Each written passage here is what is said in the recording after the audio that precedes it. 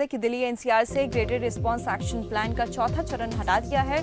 वायु गुणवत्ता प्रबंधन आयोग ने लिया ये फैसला। आपको बता दें कि प्रदूषण स्तर कम होने के चलते ये फैसला लिया गया है।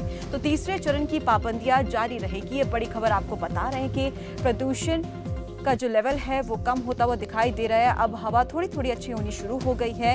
अब लोगों को सांस लेने में भी दिक्कत कम होने लगी है। लेकिन आपको बता दें कि प्रदूषण स्तर कम होने के चलते ये फैसला लिया गया है। इसके अलावा तीसरे चरण की पाबंदियां जो है वो जारी रहेगी। तो ये बड़ी खबर आपको बता रही है दिल्ली से।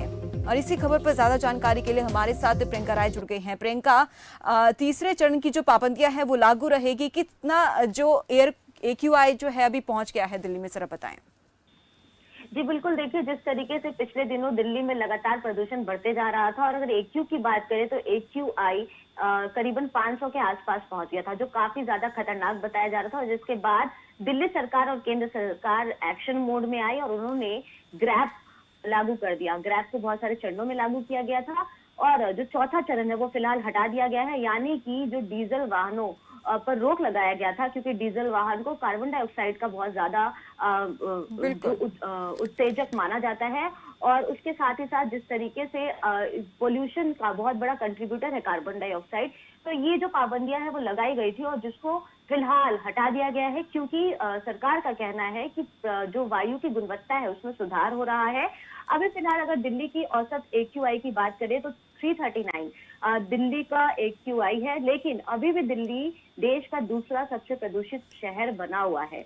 और क्योंकि लगातार फसलों को जलाया जा रहा है, आसपास के राज्यों में पराली की समस्या भी सामने आ रही है, तो वहीं दूसरी ओर विंटर दस्तक देने वाला है, जिसके बाद मॉइस्चर में कहीं ना कहीं ये चीजें ट्रैप हो जाती हैं और जिसकी वजह से एनवायरनमेंट से वो बाहर नहीं निकल पाती हैं और उसका समस्या साफ तौर पर देखने को मिलता है। आम लोगों को इसका सामना करना पड़ता है और हेल्थ इश्यूज भी होते हैं। तो सरकार लगातार इसको लेकर अलर्ट मोड पर है, लेकिन क्योंकि बहुत सारी ऐसी चीजें हैं आयात निर्यात की या फिर इंटरस्टेट बाउंड्री से वो चीजें दिल्ली तक पहुंचती है, तो लोगों को वो उन चीजों के का किल्लत ना फेस करना पड़े, इसको देखते हुए भी सरकार ने ये फैसला लिया है। लगातार जो हवा की स्थिति है वो सुधर रही है और सुधरती हुई स्थिति को देखकर फिलहाल ग्रैप का जो चौथा चरण था वो हटा दिया गया है और फिलहाल तीसरे चरण की पाबंदियां दिल्ली में लागू रहेंगी। यानी कि साफ तौर पर अभी भी दिल्ली की जो हवा की क्वालिटी है वो पूरी तरीके से ठीक नहीं हुई है और सरकार कहीं ना कहीं दिल्ली और दिल्ली वासियों को लेकर काफी ज्यादा तत्पर है